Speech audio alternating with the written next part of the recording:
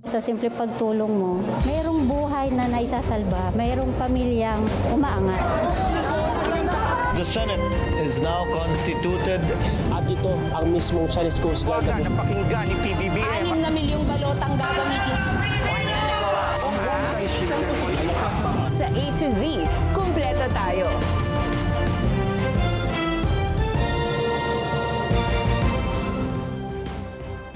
Luzon, Visayas, Mindanao at buong mundo. Ngayon ay Lunes, July 28, 2025.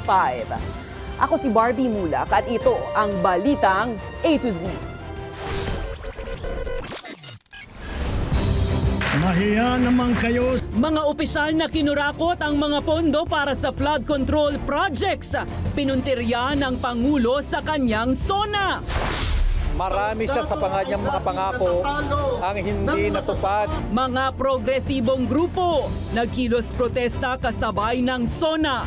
Taas sahod, patuloy na panawagan. Senator Francis Escudero at Congressman Martin Romualdez re-elected bilang pinuno ng Senado at Kamara. 10 preso, balik kulungan matapos makatakas mula sa Batangas Provincial Jail. Sa showbiz, simpleng terno fashion at toned-down arrivals para sa SONA 2025.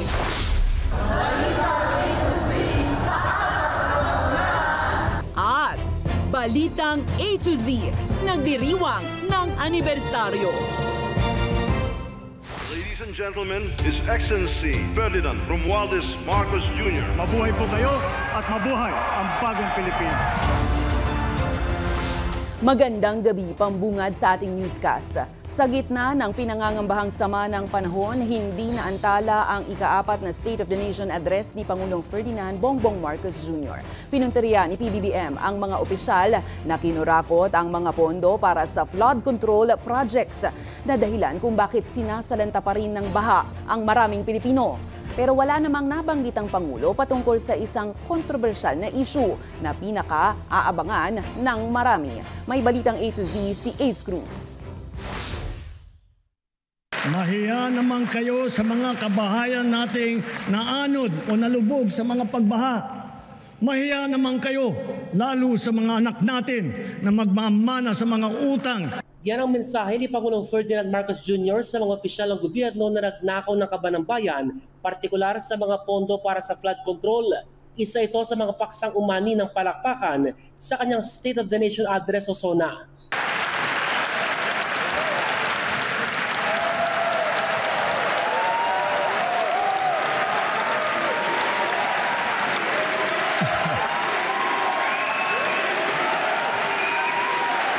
Ng Pangulo, may ilang mga opisyal na pinagkakitaan lang ang flood control projects na hindi naman nakatulong sa mga nagdaang sakuna. Palpak at gumuho. At yung iba, guni-guni lang na nagkakaraket sa mga proyekto. Pinasusumitan niya na listahan ng Department of Public Works and Highways ng mga proyekto sa nakalipas na 3 taon. Kabilang ang mga proyektong bigo at hindi natapos. Ipapublish ang mga ito para masuri ng mga tao at nang makakalap ng impormasyon para sa investigasyon. Hindi rin pinalagpas ng Pangulo ang isyu ng mga nawawalang sabungero na pinaniniwalaang itinapon ang mga bangkay sa Taal Lake. Nagtutulungan ang buong pamahalaan para lutasin ang mga kaso ng mga nawawala dahil sa walang pakundangang kagagawan ng mga sindikato sa likod ng madilim na mundo ng mga sabungan. Hindi anya sasantuhin ang mga nasa likod nito. Ipararamdam natin sa mga salarin ang bigat ng parusa sa karumal-dumal na krimen ng mga ito. May inanunsyo naman ang Pangulo patungkol sa 20 pesos kada kilong bigas na isa sa kanyang campaign promise. Napatunayan na natin na kaya na natin ang 20 pesos sa bawat kilo ng bigas nang hindi malulugi ang ating mga magsasaka. Ilulunsad na natin ito sa buong bansa sa pamamagitan ng daan-daang kadiwa store at center sa iba't ibang lokal ng pamahalaan. Binanggit ng Pangulo sa kanyang talumpati ang mga aral na nagdaang midterm elections. Isang tabi na natin ang ating pagkakaiba at magkasundo na sa 3 bagay na nagbibigkis sa atin. sa ating pagiging Pilipino, ang ating pagiging makabansa at ang ating sinumpang tungkulin sa taong bayan.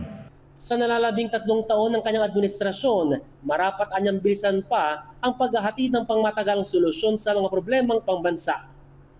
Sa issue naman ng foreign policy, sinabi ng Pangulo na mananatiling independent ng Pilipinas. Umabot naman sa lagpas 1 oras ang talumpati ng Pangulo at hindi nabanggit sa talumpati ang pinakaabangan ng nakararami, ang pagban sa online gambling sa bansa.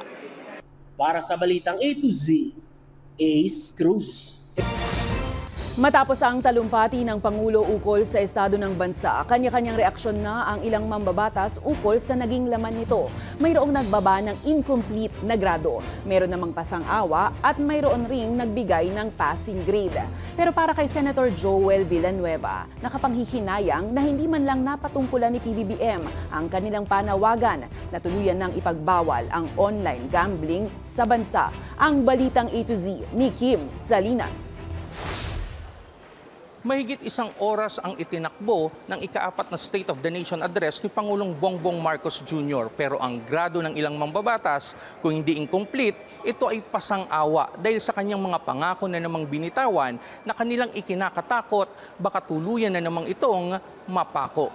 Isa sa mga tinalakay ni PBBM ang malawakang pagbaha sa Metro Manila at ilang probinsya noong 1 linggo bunsod ng habagat at bagyong Karing. Marching orders ngayon ng Pangulo sa DPWH magsumite ng listahan ng lahat ng flood control projects sa bansa. Kitang-kita ko na maraming proyekto para sa flood control ay palpak at gumuho. At yung iba, guni-guni lang. Mga kickback, mga initiative, errata, SOP, for the boys. Pero para sa isang mambabatas, hindi malayong magkakasabwat ang mga namumuno sa mga ahensyang dapat nagpapatupad ng proyekto. Kaya buwelta ni Congressman Antonio Tinio, pinapaimbestigahan mo sa DPWH yung mga proyekto, imposible namang hindi alam at walang kinalaman ang DPWH sa mga proyektong maanumalya. Ang pangamba natin, baka papogi lang na naman ito. Matatandaang nito lang 2024 sona ng Pangulo ay ibinida niya ang flood control project sa bansa. Mahigit 5,500 flood control project ang natapos na at marami pang iba ang kasalukuyang ginagawa sa buong bansa. Kaya ngayon, sinisingil siya ng ilang mambabatas. Incomplete ang grade na ibibigay ko sa kanya. Dahil hindi lang sa yet to be seen yung mga paano ba i-actualize yung mga promises niya. Para naman kay mamamayang Liberal Representative Leila de Lima, kulang sa ngipin si PBBM sa kanyang pamumuno. Pasang-awa, it's not really satisfactory. Meron mga bagay na okay, pero maraming hindi okay because he's struggling. Pagpakita na siya kahit papano ng ipin ngayon, lalo na sa pagpapanagot ng mga tiwaling opisyal. Not a single word nga on the impeachment of VP Sara Duterte na kita natin na connected doon sa pagsiwalat ng korupsyon. Pero para sa nagbabalik na Senate Majority Leader Senator Joel Villanueva ng 20th Congress, natugunan naman raw ng administrasyon ang mga suliranin ng bansa.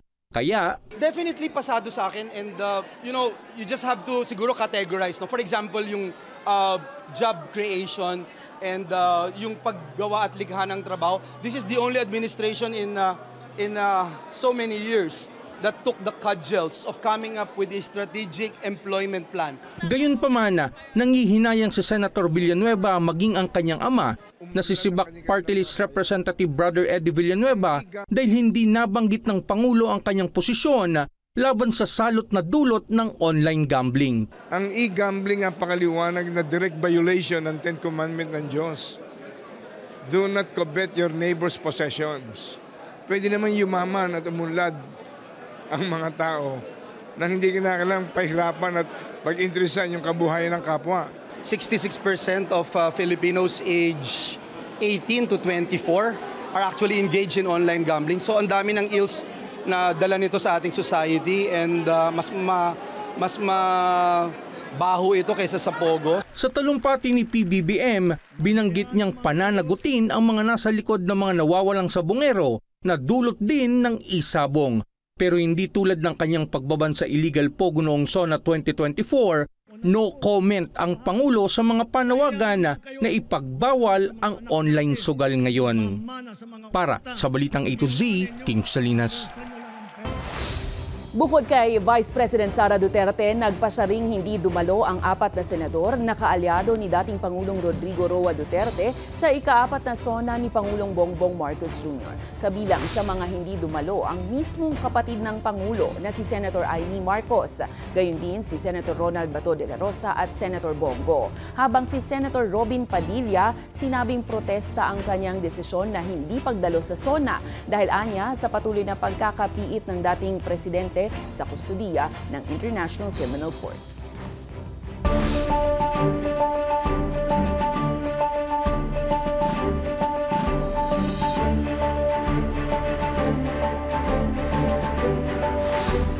Napanatili ni Senator Cheese Escudero ang Senate presidency sa unang plenary session ng 20th Congress, habang sa Kamara, si Representative Martin Romualdez muli ang House Speaker.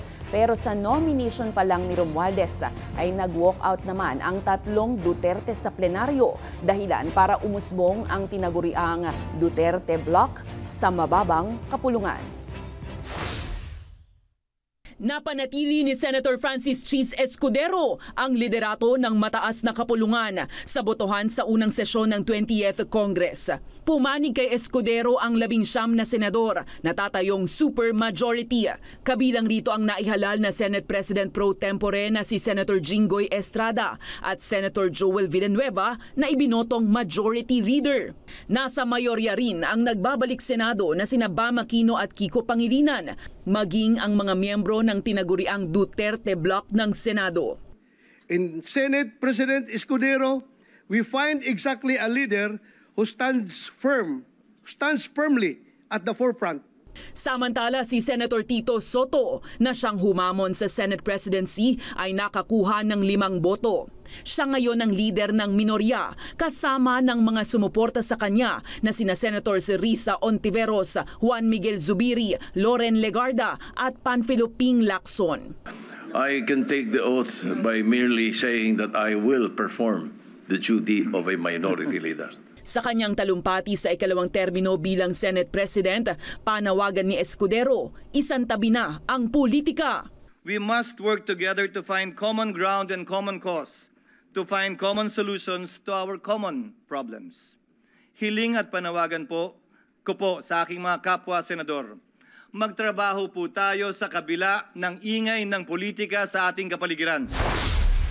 Sa Kamara, re-elected din ang nag-iisang nominee bilang House Speaker na si Representative Martin Romualdez. Kabuo ang 269 na kongresista ang naghalal kay Romualdez. Kabilang ang iniluklok na House Majority Leader Ilocos Norte 1st District Representative Sandro Marcos at si Quezon 2nd District Representative David Suarez na inihalal na Senior Deputy Speaker. With humility in my heart and a deep sense of duty, I rise today to accept the renewed trust you have given me to serve once again as your Speaker of the House of Representatives. Kasama sa House Minority na hindi bumoto para kay Romualdez, sina Representative Leila de Lima, mga kinatawan ng Akbayan Party List at mga miyembro ng Makabayan Bloc.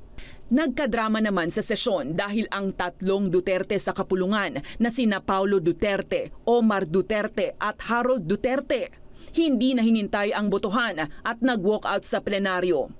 Mula rito umusbong ang sinasabing House Independent Bloc o ang Duterte Bloc. Kabilang dito ang Duterte Allies na sina Navotas Representative Toby Tiangco, Bacolod Representative Albi Benitez at Davao City 3rd District Representative Isidro Ungab. Ayon sa kanila, hindi sila bahagi ng mayorya at hindi rin sa minorya.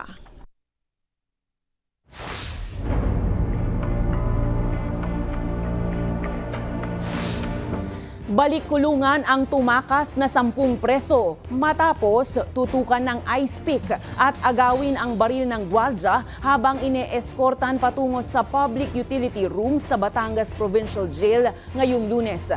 Sa ulat, tumakas patungong Barangay Kilos sa Ibaan, kasunod ang pango-hostage pa ng bus sa Star Tollway malapit sa boundary ng Santo Tomas at Tanawan. Sumuko naman sa mga pulis ang 8 matapos ang tensyon habang hinahanap ang 2. Ayon sa Batangas Provincial Government, hindi pa maayos ang security protocol sa bagong pasilidad na pinasinayaan lamang nitong June 24. Patuloy namang iniimbestigahan ang nangyaring insidente.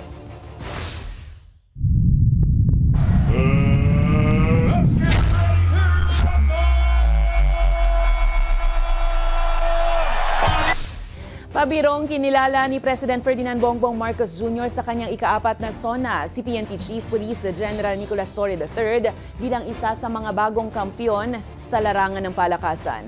Kasunod ito ng hindi pagsipot ni Davao City Acting Mayor Baste Duterte sa anyay charity boxing match bilang tugon ni Torre sa hamong suntukan ni Duterte. Si Torre ang hinirang na winner by default nitong weekend sa Rizal Memorial Sports Complex sa Maynila. Nakalikom ang naturang fundraising match ng 16 na milyong piso, ilang truck na naglalaman ng mga bigas at delata. Nakatakda namang i-donate ang mga nalikom na donasyon para sa mga nasalanta ng nagdaang kalamidad. Ng ating mga kampyon at world-class na athlete tulad ni Senator Manny Pacquiao, ni Heidelin Diaz, ni Kaloy Yulo, Ira Villegas, Nesty Petesio, EJ Obiena, Alex Ayala, ang Paralympian natin na sina Gerald Mangliwan, Sandy Asusano, Angel May Otong at Ernie Gawilan. Sama na rin natin yung bago nating kampyon, si PNP Chief Nick Torres.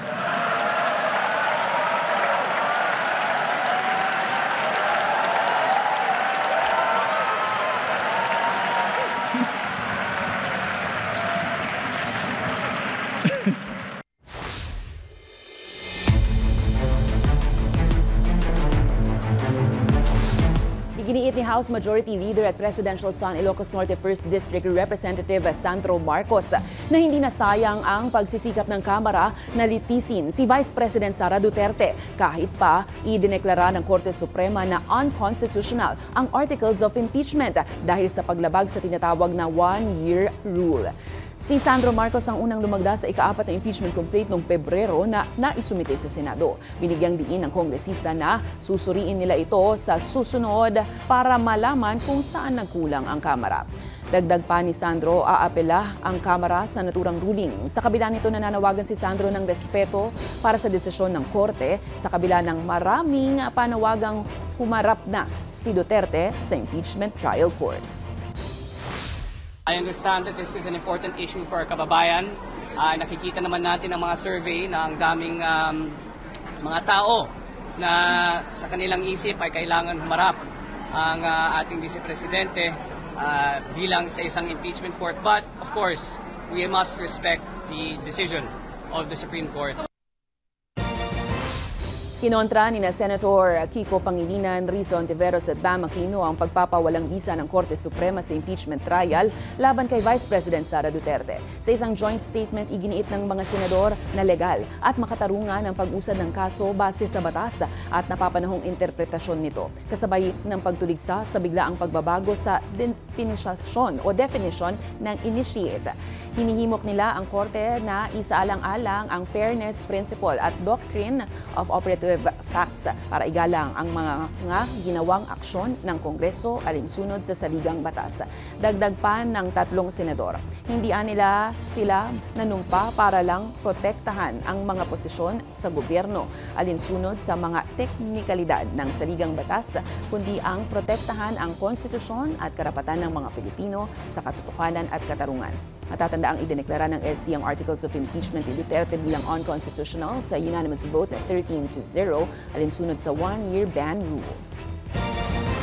Susunod, mga progresibong grupo nagkilos protesta kasabay ng SONA. Taas sahod, patuloy na panawagan. At simpleng terno fashion at toned-down arrivals para sa SONA 2025. Abangan ang kumpletong ulat sa pagbabalik ng Balitang A to Z.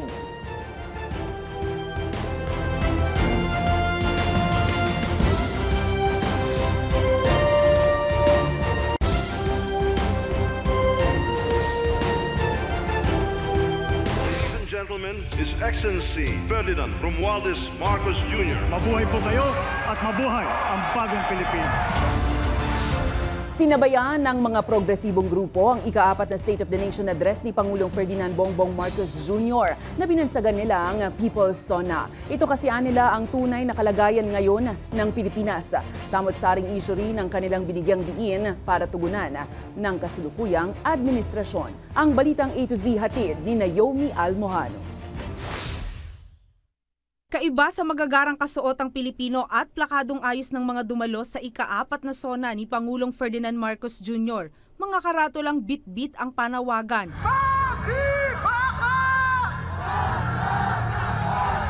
At naglalakas ang boses ang baon ng mga nakilahok sa kilos protesta o binansagang People's Sona. Hindi nagpatinag sa ulan ang mga progresibong grupo gaya ng Bagong Alyansang Makabayan, Kalikasan People's Network, Kilusang Mayo 1 at iba pa para ipanawagan ang kanilang hinaing sa administrasyon. Makikita sa aking paligid na nasakop ng mga progresibong grupo ang kahabaang ito sa Commonwealth Avenue sa Quezon City. At kagaya nga ng mga nagdaang People's Sona, pagtugon sa mababang pasahod at isyu ng kontraktualisasyon ang patuloy na panawagan ng mga rallyista. Hindi kasi nila ito natugunan ng 3 taong pamumuno ni Pangulong Marcos Jr. 2 ang kanilang score sa Pangulo. Si Pangulong Bongbong Marcos, parang hindi siya makamanggagawa. Mga pulisiyang pinapatupad niya ay para sa kapakanan ng mga kapitalista at hindi sa mga manggagawa at mamamayan. Marami siya sa kanyang mga pangako ang hindi natupad. Ang pangako niya sa mga manggagawa, nagagandang buhay, hindi nangyari. Ang naganap ay nakawan sa loob ng gobyerno. Naging sentro rin ang pagtawag ng Pangulo na new normal ang mga pagbaha dulot ng bagyong Krising at Habagat. Taon-taon nating nararanasan ng pagbaha, hindi na bago sa atin ang mga ganitong sakuna. Sa dapat mayroon ng konkretong sagot at paraan ng gobyerno kung paano natin haharapin. Dapat din daw ituloy ang impeachment trial laban kay Vice President Sara Duterte, kasunod ng desisyon ng Supreme Court na unconstitutional ang mga inihaing impeachment complaints. Dito makatarungan kasi kami nga talagang grabe magkuhanan ng mga taxes Pagkatapos mapupunta lang dyan sa pondo ng Vice President na wala namang pinakitang anong magandang ginawa para sa bayan. At bilang tradisyon, sinira at sinunog ang mga effigy ni na Pangulong Marcos Jr. at VP Sara. Gayunpaman, wala naman daw naitalang security threats ayon sa PNP. Nasa mahigit 23,000 personnel ang dineploy na kapulisan, kabilang ang 16,000 mula police organization at 7,000 naman mula sa iba't ibang government agencies. Ibibigay natin sa kanilang platform at pagkakataon na makapagsalita ng gusto nilang sabihin at makapaghayag ng kanilang mga saloobin at magawa ang gusto nilang gawin as long as it is within the ambit of the law. Para sa Balitang A to Z, Naomi Almohano. Nagsuot ng peach na ribbon sa pagbubukas ng 20th Congress ang ilan sa mga mambabatas bilang suporta sa pagpapatuloy ng impeachment laban kay Vice President Sara Duterte. Nakiisa rito ang mga kongresistang sina Chel Jokno, Percival Sendanya, Dadakiram Ismula at Kaka Bagaw. Kinondena ni Sendanya ang pagtalikod ng Korte Suprema sa naisumiting Articles of Impeachment at tinawag niyang umano itong trahedyang desisyon. Anya, binago ng Korte ang mga patakaran sa halip na managot ang mga tiwaling opisyal.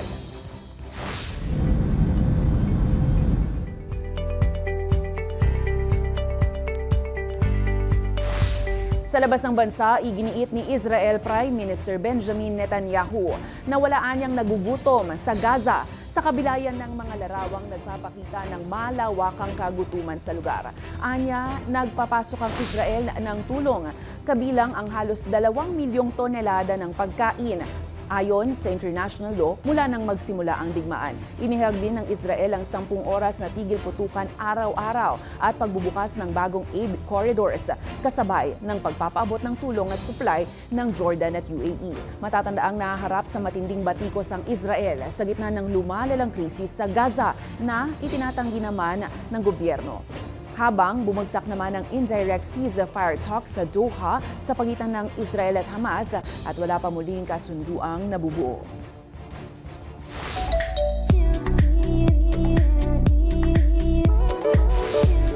Kumpara nung mga nakaraang taon, binawasan ang bonggang entrance sa nakasanayang red carpet para sa mga dumalo sa ika-4 na sona ni Pangulong Ferdinand Bongbong Marcos Jr. ngayong Lunes.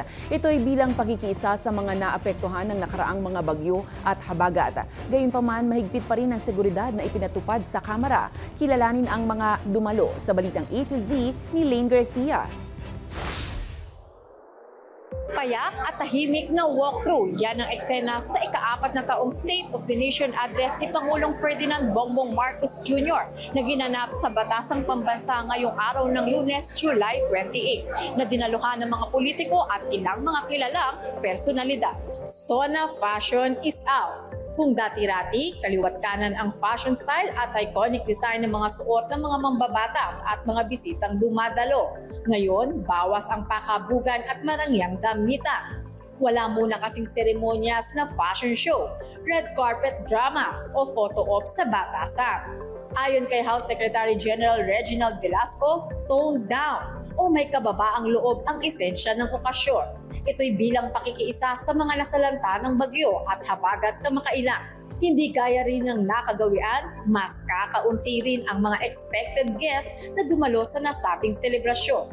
Gayunpaman, buhay na buhay pa rin ang Filipino spirit sa barong at Filipinyanang suot ng mga dumalo sa naturang pagdiriwang. Hindi nagpahuli si Senate President Cheese Escudero at ang kanyang asawang si Heart Evangelista. All white din ang modern Filipiniana styling ni Miss Universe 2015 Pia Wurtzbach, kasama si OWA Administrator Patricia Ibon Kaunan. Spotted din ng ilang senador gaya ni Senator Win Gatchalian, Senator Joel Villanueva, Senator Mig Subiri, Senator Rafi Tulfo at Senator Kiko Pangilinan. Habang ang ilang kongresista gaya ni re-electionist later Representative Richard Gomez at anak na si Juliana, Dan Fernando, Geraldine Roman at presidential son Sandro Marcos. Hindi pinalampas ang importanteng kaganapan sa ating bansa. Samantala, sa pagsisimula ng SONA, umawit naman sa kauna-unahang pagkakataon si Sofronio Vasquez, ang Pilipinong kampiyon sa The Voice na isang singing show sa Amerika. Kasunod nito ang pinaka-inaabangang speech ng Pangulo. Hindi man dumalo ang ilan, layunin pa rin ng programa na maiulat sa taong bayan ang mga nagawa at gagawin pa ng pinakamataas na leader ng bansa. Para sa balitang A to Z, Lane Garcia. Sa ating pagbabalik, balitang A to Z, nagdiriwang ng anibersaryo. Manatiling nakatutok, kayo po ay nanonood ng balitang A to Z.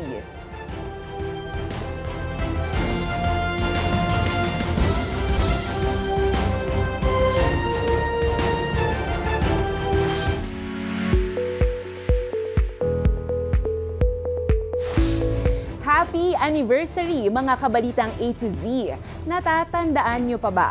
Araw din ng SONA ng unang umere ang ating programa. At mula noon ay gabi-gabi nating tinutupad ang ating sinumpaang tungkulin na maghatid ng mga balita at impormasyon at mga kwentong may dalang inspirasyon. Ang lahat ng yan sa balitang A to Z Good News ni Naomi Almohan. Luzon, Visayas, Mindanao at buong mundo. Lunes, July 26, 2021. Sabay sa huling SONA ni dating Pangulong Rodrigo Duterte at sa unang Olympic gold medal ng bansa, hatid ni Heidelin Diaz, gumawa rin ng kasaysayan ang balitang A to Z. Unang sumahimpapawid ang programa bilang flagship newscast ng bagong tatag na A to Z channel. At mula nga noon, gabi-gabi ng present ang balitang A to Z sa pagbabalita. Mula sa national at political issues hanggang sa usapin sa lipunan at mga kwentong ikaaantig ng puso ng bawat manonood. Kasabay pa ng mga kwento ng pagkabigo, tagumpay, kahinaan at kalakasan. Kasama niyo po ang balitang A to Z. Mga ka-A to Z, dahil nga ipinagdiriwang natin ngayon ang ika-4 na anibersaryo ng ating programa, narito tayo sa Riverbank sa Marikina City para tanungin ang ating mga solid viewers kung ano nga bang bahagi ng ating balitang A to Z newscast ang kanilang madalas na pinapanood. At syempre, kasama ko rin dito ang ating showbiz reporter na si Miss Lane Garcia. Dahil bukod sa mga mabibigat na balita, gusto ko yung tumutulong kasi marami sa ating mga Pilipino na nangangailangan ng tulong. Mas lalo yung mga liblib na lugar na hindi napupunta ng ibang tumutulong, ang A to Z, pinupuntahan nila yon para tumulong. Mahalaga na nakakanood ng balita para nalalaman din natin yung mga nangyayari sa paligid. So anong favorite yung segment ng Balitang A to Z? About showbiz? Uy! Showbiz! Rain Garcia po, showbiz reporter ng Balitang A to Z. At bilang paggunita sa anibersaryo ng programa, nagsagawa tayo ng blood donation drive katuwang ang dumaraming partners ng programa sa komunidad. Mula sa iba't ibang pribado at pampublikong organisasyon at mga negosyong may mabubuting puso tulad ng Kabigting Water, Better Blend. Siyempre po, si Better Blend may mabuting puso para tumulong sa lahat ng mga future customer po namin at matikman kung gaano kasarap si Better Blend. At marami pang iba. Hi mga ka-A to Z! Nandito tayo ngayon sa Riverbank dito sa Marikina City at mamimigay tayo ng mga free stickers para sa ating mga kaibigang tsuper, mga ka-A to Z. So, let's go! Sinamantala na din natin ang pagkakataon na makabanding naman ng personal ang ating mga masugid na manonood. What a better way to spend our 4th anniversary than doing something meaningful like this. Happy 4th anniversary, Balitang A to Z. Maraming salamat po. Happy anniversary nga pala sa Balitang A to Z. Happy anniversary, Balitang A to Z. Makakaasa kayo na tuloy ang Balitang A to Z sa paghahatid ng mga balitang makatotohanan, may kabuluhan at kailangang malaman ng taong bayan. Para sa Balitang A to Z, Naomi Almojano.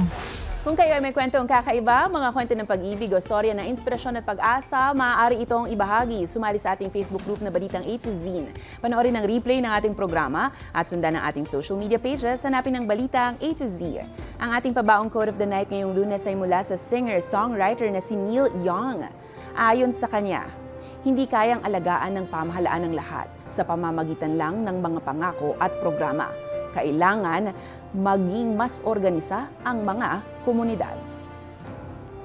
At yan po ang mga balita at impormasyon, mga kwentong may dalang inspirasyon na tinutukan ng Balitang A to Z. Ako po si Barbie Mulak, maging maalam, makialam. Magandang gabi sa iyo, Pilipinas.